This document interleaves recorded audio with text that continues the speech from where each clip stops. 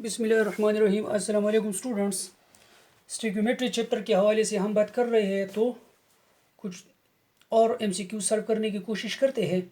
The number of carbon atoms in 60 gram of a pencil, ये federal की जो chemistry का बुक है उसमें भी मेरे ख्याल में मौजूद है। The number of carbon atom in 60 gram of pencil which have only how much 60% of graphite are dash.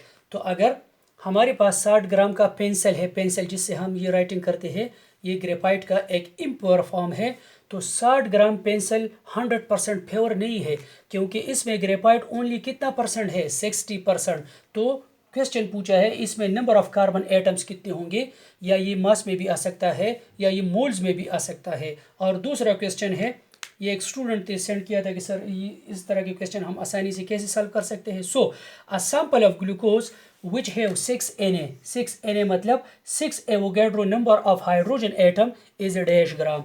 अगर ग्लूकोज का एक सैंपल है जिसमें हाइड्रोजन की तादाद कितनी है, 6 एवोगैड्रो नंबर है, तो उसका मास कितना होगा, and will have dash and dash Avogadro of carbon and dash Avogadro number of what, oxygen atom. So let's solve first the first question, then inshallah second will be solved. So as the mass of the pencil is how much, 60 gram. Pencil कितना है, ये percentage का एक question है, 60 ग्राम है।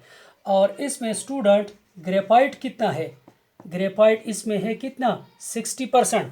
तो actually number of carbon हम किस में मालूम करेंगे, ग्रेफाइट में। सो फर्स्ट हमको 60 ग्राम की पेंसिल में ग्रेफाइट मालूम करना है, फिर उस ग्रेफाइट में हम क्या मालूम करेंगे, the number of carbon atom या मास ऑफ कार्बन एटम या the moles of carbon atom. So 60% का मतलब है कि अगर हमारे पास पेंसिल फॉर एग्जांपल 100 ग्राम है, तो इसमें ग्रेफाइट कितना होगा, 60 ग्राम होगा, यानी 60% है। Percent means out of 100, the quantity of a substance out of 100। तो अगर 100 ग्राम पेंसिल में ग्रेफाइट 60 ग्राम है, सो हमारे पास तो 100 ग्राम पेंसिल नहीं है, कितना है, 60 ग्राम में ग्रेफाइट कितना होगा। तो जब ये कैलकुलेट हो जाएगा तो ऑब्वियस सी बात है। सो x इज इक्वल टू, अगर 100 में हमारे पास कितना है ग्रेफाइट, 60, तो 60 में कितना होगा, 60 ग्राम में, तो ये यहाँ से हम ख़त्म करें तो 6 × 6 है, कितना आ जाएगा, 36 ग्राम। तो अगर क्वेश्चन ग्राम में पूछा है तो हमारे पास ऑब्वियसली जवाब आ गया कि इस 60 ग्राम पेंसिल में जिसमें ग्रेफाइट 60% है, मास ऑफ कार्बन कितना होगा, 36 ग्राम होगा। लेकिन क्वेश्चन हमारे पास किस में है, number of particles, number of carbon atom में है। सो मोल्स में इसको कन्वर्ट करते हैं। गिवन मास कितना है, 36, and what is the molar mass of carbon, क्या है, 12।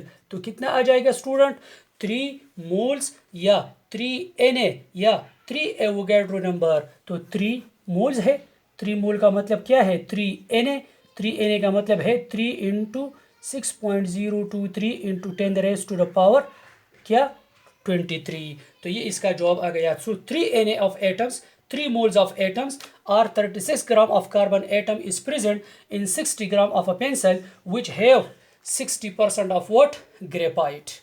Now दूसरा क्वेश्चन हम सॉल्व करते हैं। तो इसमें क्या आ गया जवाब, या 36 ग्राम होगा, 36 ग्राम कार्बन, या 3 मोल कार्बन, या 3Na of कार्बन, 3Na, या 3 × 6.023 × 10⁻⁴। तो इसको आप मल्टीप्लाई कर दें तो 18.069 × 10⁻⁴ carbon atoms are present. Now let's solve question number 2, and the question number 2 is that a sample of glucose which have 6Na of hydrogen, इसको हम 2-3 तरीकों से सॉल्व करेंगे इंशाल्लाह। 6Na of hydrogen atom is dash gram. तो अगर किसी sample of glucose में हाइड्रोजन की तादाद 6 एवोगैड्रो नंबर है तो वो कितना होगा।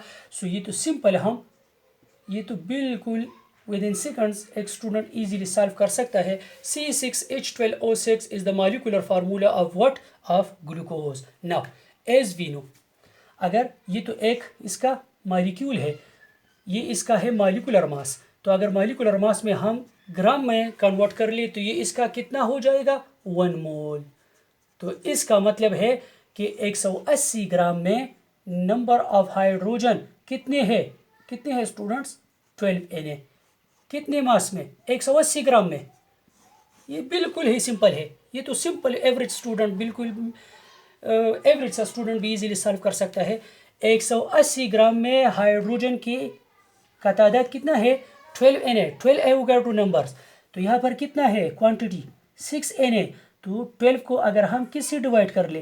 किससे डिवाइड बाय व्हाट? 2। तो 2 से क्या आ जाएगा? 6 Na।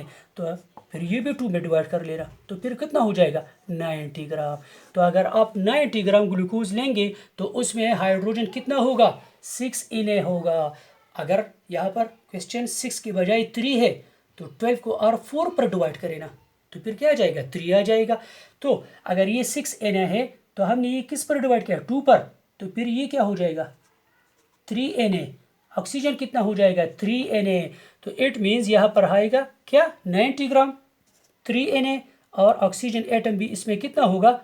3 Na। नाउ अगर क्वेश्चन में ये है a sample of glucose which have 6 की बजाय यहाँ पर क्या है? 3 Na of hydrogen is dash gram, और इसमें कितनी ऑक्सीजन और कितनी कार्बन होंगे? सो अगर यहाँ 3 Na है तो हम सिंपल